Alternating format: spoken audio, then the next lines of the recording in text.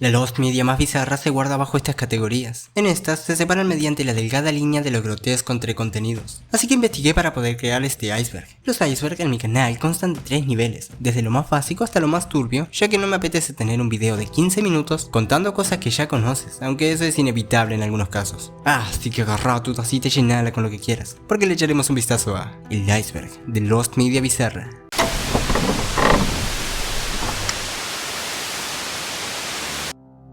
Carta de amenaza a Natalie Maines, perdido, parcialmente encontrado. The Dixie Chicks, o actualmente The Chicks, son una banda pop country de Estados Unidos que tiene actividad desde 1999. Esta banda se vio en controversia en el año 2003, cuando el en ese entonces presidente de los Estados Unidos, George Bush, declaró la guerra al territorio iraquí, cosa en la que la banda estaba en completo desacuerdo. Ellas se pronunciaron de manera directa en una audiencia que se llevó a cabo en Londres, y su vocalista Natalie Maines dijo estar avergonzada de que Bush venga del estado de Texas igual que ella. Eso terminó en una ola de odio desenfrenado dirigido hacia la banda y a su portavoz Natalie, quien fue obligada a disculparse por su discográfica luego de que su éxito iba cayendo en picada. Pero ya era muy tarde para la redención, y más cuando Natalie recibió una carta de un enfurecido fan desconocido que le describía con detalles cómo la iba a eliminar en un próximo concierto, cosa que le asustó tanto como para contratar seguridad privada. Afortunadamente esto no pasó. Aún así, Maines no permitió que la carta se filtre, ya que la describe como extremadamente detallada, grotesca y escalofriante. Lo único conocido salió de la canción del 2006, Not Ready to Make Nice, en la que se oyen las siguientes líneas: cállate y canta,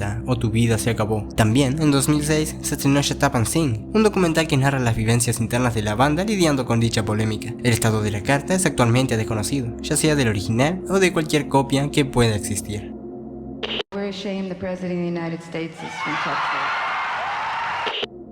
¿Aló, policía? Perdido, parcialmente encontrado. En algún punto entre agosto y septiembre de 2016, cuando Pokémon GO estaba en auge, en Bolivia, un seguidor del grupo Seguidores de la Grasa publicó en Facebook que pensaba asaltar a un chico que andaba por la zona a horas de la noche por el simple hecho de estar jugando Pokémon GO, y también dijo que dejaría un graffiti como evidencia de su crimen, ya que el noticiero también estaba cerca. Al parecer lo hizo y logró salir en las noticias. Este reportaje se encuentra perdido, lo único que hay es la publicación original y una foto tomada del reportaje en televisión. The Shy Rocket, parodia explícita del increíble mundo de Gumball, completamente perdido. The Shy Rocket es una parodia basada en el episodio 33 de la temporada 2 de Gumball. En esta se muestra a Gumball junto a Harold Wilson. Lo que sucede después es que Harold comienza a tocar lascivamente a Gumball mientras este lo mira sorprendido. No se sabe cómo acaba la parodia, pero se dice que con créditos a Cartoon Network y a su creador. Esta parodia causó impacto gracias a que se veía muy auténtica, como un episodio más. Actualmente se encuentra completamente perdida, ya que lo último que había era un GIF que ya no se puede encontrar. Video del accidente de Roy, completamente perdido.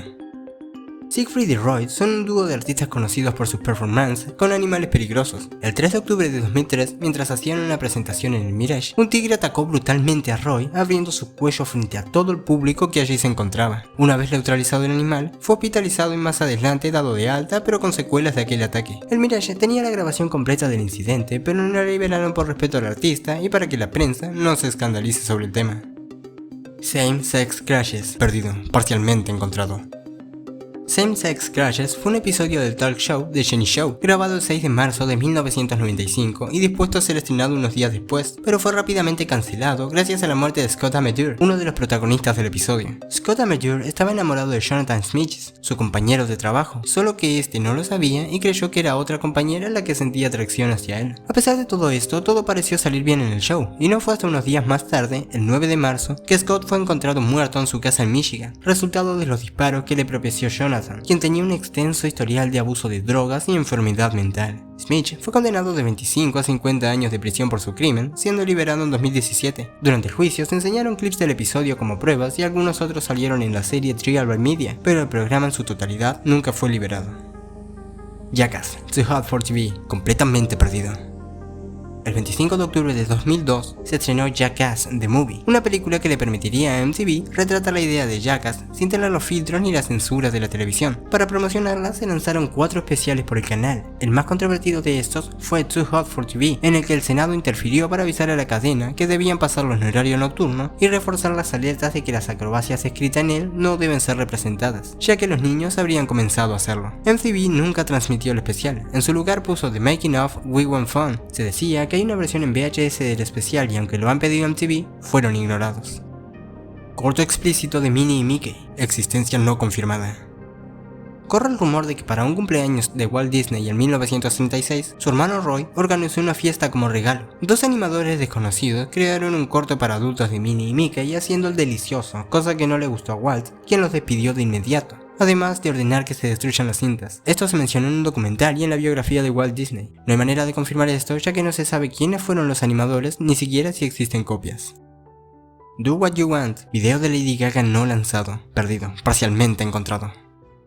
El video de esta popular canción estaba dispuesto a ser lanzado en 2013, con la misma cantante anunciándolo y creando hype sobre él. Sin embargo, llegó la fecha y no fue lanzado, y Lady Gaga dejó de mencionarlo por un tiempo. Más adelante dijo que no hubo tiempo para crear el concepto del video, aunque TMZ traería información interna más impactante. Resulta que el director del video, Terry Richardson, fue acusado por las modelos del mismo de acoso, acusaciones que por supuesto Richardson niega, además de una reciente polémica del cantante R. Kelly, participante de la canción, quien había adquirido cargos por posesión de material explícito infantil. La cantante se retractó por completo de la canción y su video gracias a estas colaboraciones. TMZ también filtró 30 segundos del video e imágenes del detrás de cámaras. Estas son muy explícitas para ser mostradas por aquí.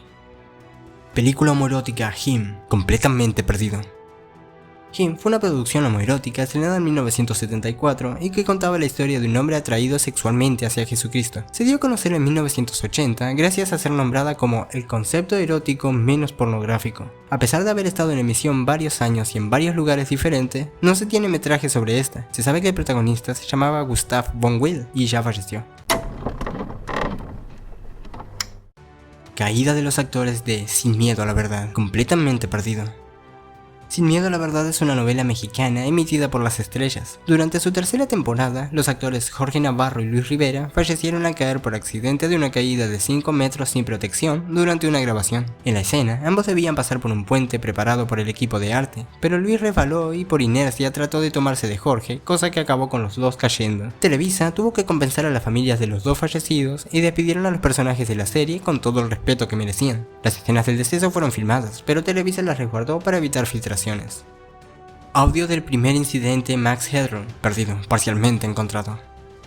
El 22 de noviembre de 1987, un hombre con una máscara de Max Headroom interrumpió la señal de un par de canales de televisión de Chicago. A día de hoy no se ha podido encontrar los responsables de tal acto, aunque han salido a la luz varios posts de Reddit que aseguraban saber quiénes fueron. La primera transmisión se dio en horas del noticiero 9 O'Clock, mientras que emitían el resumen de un partido, lo que presumiblemente se encuentra perdido es el audio de esta intervención, ya que la segunda se encuentra en su totalidad. Hay una discusión hasta el día de hoy que asegura que este video tenía audio, pero quien lo captó no pudo hacerlo, o que falló el audio en la propia transmisión. También se dice que en realidad nunca tuvo audio. A menos que salgan los videos originales, pues jamás lo sabremos.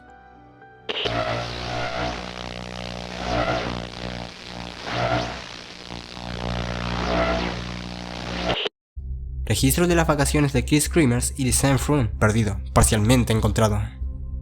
Tras ahorrar dinero, las amigas holandesas graduadas, Chris Kremers y Lisanne Froon, viajarían a Panamá para aprender español, además de querer postularse para voluntariados y premiar a Lisanne por haberse graduado. El 15 de marzo de 2014, las chicas llegaron a Panamá, donde estuvieron de recorrido hasta llegar a Boquete el 29, donde harían voluntariado y vivirían con una familia. El 1 de abril, acompañadas de un perro, fueron a explorar las cercanías del volcán Barú por el sendero Pianista cerca de Boquete. Más adelante se informó que las vieron comiendo con otros dos jóvenes holandeses antes de partir. El perro volvió solo por la noche y nada más se supo de ellas desde entonces. El 3 de abril comenzaron a ser buscadas y el 6 ambas familias de las chicas fueron a Panamá para colaborar en la búsqueda, incluso ofreciendo una recompensa. Un tiempo después fue entregada a las autoridades una mochila con las pertenencias de las chicas, donde se pudo corroborar que desde el 1 de abril hasta el 10 las llamadas de emergencia salían de su teléfono móvil a cada rato, llamadas que no llegaban a concretar gracias a la falta de recepción. También allí estaba la cámara de las chicas, que en un principio mostraban fotos de viajes normales, hasta que pasando el tiempo las fotos se hacían más enigmáticas. De las cerca de 90 fotos, solo algunas se liberaron al público. En estas, solo se ve vegetación en la noche y fotos mal hechas de las chicas y sus pertenencias. 2 meses después de este hallazgo, cerca de donde estaba la mochila, se encontraron restos de huesos pertenecientes a las chicas. Mientras algunos aún tenían piel, otros fueron completamente blanqueados. Este caso está sin resolver aún. Hay teorías que afirman que fueron asesinadas y otras que solo subestimaron a la naturaleza y les fue mal. Grabaciones de Adolfo Constanzo, perdido, parcialmente encontrado. Adolfo Constanzo, también conocido como Jefe Brujo, entre otros apodos, era un asesino serial cubano con influencias mexicanas, conocido por practicar rituales satánicos. Constanzo y su pareja Aldrete lideraron el grupo criminal conocido como los narcos satánicos, operantes en la década de los 80. Se manejaban secuestrando gente que después de un tiempo de sufrimiento, sacrificaban en rituales. Constanzo selló su destino al secuestrar a Mark Kilroy, de 21 años, ya que según él necesitaba un joven listo para su ritual. Gracias a esto llamó la atención de la investigación americana, que tras un tiempo lograron dar con el grupo y Constanzo. El 11 de abril de 1989, casi un mes después del deceso de Kilroy, la policía allanó la propiedad conocida como el Rancho de Santa Elena en Tamaulipas. A pesar de ser un suceso internacional, las grabaciones del evento transmitido por TV se encuentran perdidas a excepción de algunas fotos y un pequeño video. Tomas cercanas de la muerte de Dimebag, completamente perdido. Darrell Lance Abbott, o simplemente Dimebag, uno de los miembros fundadores de la banda de heavy metal Pantera. El 8 de diciembre de 2004, Dimebag, junto a la banda Damageplan, se presentaron en el Club Columbus en Ohio, en lo que creían sería una presentación normal. Mientras transcurría, Nathan Gale, un fan con severos problemas mentales, abatió a Dimebag con su arma de 9 milímetros y a todos los que interfirieron para desarmarlo, dejando 4 muertos a su paso, y no se detuvo hasta que un oficial de policía lo abatió al llegar a la escena. Dimebag fue enterrado a los 38 años junto a su madre. Van Halen le regaló su original Bumblebee, que fue incluida en su entierro, ya que Dimebag le había pedido una copia un tiempo antes. Actualmente hay un footage de muy mala calidad, pero aún falta el video que enseña los sucesos anteriores y el cuerpo sin vida de Darrell. Cintas de seguridad del tiroteo de Parkland, perdido, parcialmente encontrado. Nicholas Cruz, de 19 años, asistió a su antigua escuela secundaria Stoneman Douglas en Florida, de la que fue expulsado por mal comportamiento un 14 de febrero de 2018. Activó la alarma de incendios y al salir los estudiantes abrió fuego contra ellos, dejando 17 muertos y de 14 a 17 heridos a su paso en una brutal masacre de 6 minutos. Nicholas trató de escapar pero fue detenido 40 minutos después. Cruz fue directamente a la secundaria con su arma solamente cubierta con un bolso, cruzándose con todos los seguridad de la escuela y ninguno lo detuvo a pesar de que lo conocían como The Crazy Boy. Durante varios minutos Cruz disparó contra las aulas repletas de estudiantes mientras se daban insistentes llamadas a la policía, quienes se retrasaron demasiado. Cruz barrió los 3 pisos del edificio y cuando se acabó la munición dejó su indumentaria y huyó. La policía también hizo un mal trabajo para ayudar a los heridos e intervenir directamente a por Cruz. Actualmente Nicholas está detenido y esperando su sentencia, que se retrasó debido a la pandemia, y su juicio final se prevé para septiembre de este año. La fiscalía tiene decidido darle pena capital, a pesar de los esfuerzos de sus abogados por conseguirle simplemente cadena perpetua. En internet hay grabaciones de seguridad, pero no las explícitas que muestran a Nicholas en pleno acto, más lo que sí hay son capturas de dichas imágenes. Videos de The Basement, perdido, parcialmente encontrado. Dylan Klebold y Eric Harris fueron los perpetuadores del conocido incidente de Columbine en 1999, evento que hasta hoy sigue dando que hablar. Ese mismo año, el reportero Tim Roach de la revista Time recibió acceso a 5 grabaciones inéditas a las que llamó las cintas del sótano, en las que los chicos confesaban sus motivos, entre otras cosas. Al enterarse las familias de esto, amenazaron con demandar al condado de Jefferson, ya que en primer lugar no estaban autorizados para distribuir dichas cintas, pero llegaron a un acuerdo en el que las cintas quedarían resguardadas en una bóveda de manera indefinida. En 2003 y 2004 fueron lanzadas 2 de las 5 grabaciones, y en 2006 se le permitió al alguacil del condado hacer lo que quiera con las cintas e incluso liberarlas, pero este se negó ya que podrían ser ejemplo para otros jóvenes y futuros incidentes. Se dice que el alguacil destruyó las cintas en 2011 cuando alguien privado pidió verlas, y luego se confirmaría que efectivamente fueron destruidas, dejando las 3 restantes perdidas. Intento de suicidio de Epstein, completamente perdido. Jeffrey Epstein fue un magnate financiero que fue arrestado en 2019 por tráfico de menores. Su deceso tuvo lugar el 10 de agosto de ese año, pero cerca de un mes antes apareció semi-inconsciente y con marcas en el cuello, por lo que se cree fue un intento de quitarse la vida. Sin embargo, su compañero de celda fue acusado de haberle atacado. Este pidió las grabaciones de seguridad para probar su inocencia, pero estas no se encontraban por ningún sitio, dejando el problema como una simple dificultad técnica a la hora de la grabación, ya que las presentadas correspondían a otro lugar de la cárcel. Cintas de Joseph Duncan, completamente perdido.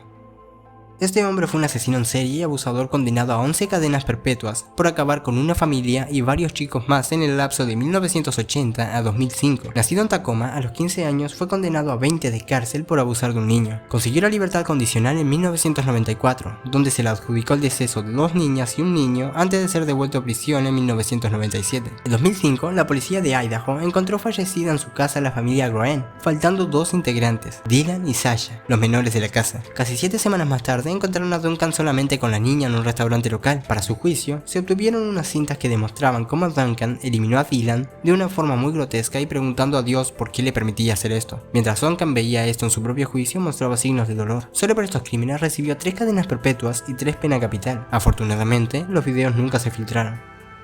Cintas de Armin Meiwes, completamente perdido. Nacido en Alemania, Essen, Armin Meiwes desde pequeño sucumbió a la soledad teniendo que crear un amigo imaginario a quien consideró su hermano. Más adelante, Meiwes comenzaría a tener perversiones extrañas, incluyendo la idea de que si te comes a alguien, fortalecerá tu unión con esa persona. Él abandonó estas ideas cuando se unió al ejército. Tiempo después, cuando su mamá falleció en 2001, pudo dar rienda suelta a sus deseos, colocando un anuncio en línea donde buscaba específicamente a alguien que se ofrezca para ser devorado. Dejó pasar a varias personas que dudaban, ya que consideraba que no estaba bien comérselos si ellos no deseaban ser comidos, hasta que dio con Bernd Brandes. Este hombre accedió a todo lo que le propuso Meiwes. Consumado el acto, Armin grabó todo el proceso por el que pasó con Brandes. Fue descubierto cuando él mismo se expuso buscando más víctimas. Debido a la confusa naturaleza del caso, primero se le dio 8 años de cárcel en 2004 y en 2006, tras una reevaluación del caso, se le dio cadena perpetua. El video de Meiwes procesando a Brandes nunca salió a la luz. Hoy fue un día soleado, perdido, existencia no confirmada. El 2 de octubre de 1968 se llevó a cabo uno de los eventos históricos más importantes en la historia de México, la matanza del 2 de octubre, que según se dice efectuaron oficiales del gobierno en contra de una multitud extraordinaria de estudiantes y profesores manifestantes, reunidos en la Plaza de las Tres Culturas, donde hubieron entre 300 a 400 muertos, 1000 heridos y una cantidad incalculable de desaparecidos. Se aseguró mediante los medios de comunicación que fueron los manifestantes quienes obligaron a las fuerzas a atacar. El movimiento estudiantil de 1968 estaba en contra del gobierno de Gustavo Díaz Ordaz, por lo que este último utilizaba los medios de comunicación para minimizar y criminalizar sus protestas todo lo que le fuera posible. Además, este presidente tenía ordenado todo medio de difusión para controlar y evitar el derecho de la libre expresión. Se dice que en los días posteriores o el mismo día de la masacre, el presentador Jacobo Zabludovsky dijo en su espacio de noticias: "Hoy fue un día soleado". Esto fue tomado como una minimización más del gobierno a los acontecimientos graves que sucedían afuera. Jacobo nunca admitió haber dicho la frase, pero tampoco lo negó. Lo que sí dijo es que ese 2 de octubre el presidente lo reprimió por haber usado una corbata negra, dando la idea de que estaba de luto, dando así un ejemplo de cómo este manipulaba todo lo posible a sus espectadores. Suicidio de Christine Chubbuck, perdido, parcialmente encontrado. Christine Chubbuck nació el 24 de agosto de 1944 en Ohio. Ella tuvo una infancia normal y una familia muy cercana a ella. Era voluntaria en el Hospital Sarasota Memorial, donde daba shows con marionetas a los niños enfermos. Tuvo su propio programa llamado Suncast Digest, donde discutía temas de sociedad con invitados. Christine padecía una fuerte depresión, de la cual no se sabía exactamente la causa. En los 70, trató de quitarse la vida con una sobredosis de medicamentos, cosa que referenciaba como anécdota, y antes de su deceso visitó al psiquiatra. En términos de relaciones, ella era una chica muy solitaria. En su vida solo tuvo 2 citas y con casi 30 años conservaba aún su virginidad, además de que le había sido extirpado un ovario, dejándola con una escasa posibilidad de concebir un bebé. Se cree que por esto ella padecía de sus problemas depresivos. Ella rechazaba todo halago que recibía y se menospreciaba, incluso se ridiculizaba a sí misma, además de que no podía concebir afinidad con el resto de sus compañeros de trabajo. Su interés amoroso fue George Alan Ryan. Ella trató de llamar su atención sin éxito, ya que este estaba enamorado de su amiga Andrea Kirby, quien aceptó un puesto de trabajo en Baltimore y se fue dejándola sola ahora en su trabajo. Las intenciones de Christine comenzaron a verse 3 semanas antes de su deceso, cuando solicitó poder hacer un reportaje sobre el suicidio, usando información que le dieron como apunte para sus futuros planes. Una semana antes de que lo hiciera, hizo una de sus tantas bromas sobre suicidarse, esta vez a Rob Smith, el editor del noticiero nocturno, diciendo que qué tal sería si lo hiciera en vivo. Rob la regañó por ese mal chiste. Unos días antes, una de sus notas fue cambiada por una de un tiroteo, ya que según el director de prensa, buscaban impactar a las personas con historias policiales sangrientas. El día de los hechos, ella presentó varias noticias normalmente, pero lo que no se sabía es que traía un arma escondida. Cuando un reportaje de un tiroteo no se pudo emitir, Christine miró a la cámara y dijo leyendo su elaborado guión: "De acuerdo a la política del Canal 40 de brindarles lo último en sangre y entrañas a todo color, están a punto de ver otra primicia, un intento de suicidio". Sacó el arma con su mano temblorosa y la colocó tras su oreja y accionó el gatillo, justo a la parte que se cortaba la transmisión. Enseguida, la parte técnica del programa esperaban encontrarse con Christine riendo en el suelo y ser víctimas de una de sus tantas bromas, pero se impactaron al ver que lo que pasó fue totalmente real, siendo declarada fallecida 14 horas después. El video original del suceso se encuentra actualmente perdido, con fuentes que dicen que fue destruido y otras que aseguran que aún existen copias. Lo máximo que se encontró sobre este fue el audio completo de los últimos momentos de Christine, así que aún hay chance de que el video existe. En fin, este es el final del video. Si te gustó, puedes suscribirte para más contenido como este. Si tienes alguna idea o sugerencia, me lo puedes dejar en este email o en la caja de comentarios. Hablo Tony para Tony Rodríguez TR y chao. Belezas.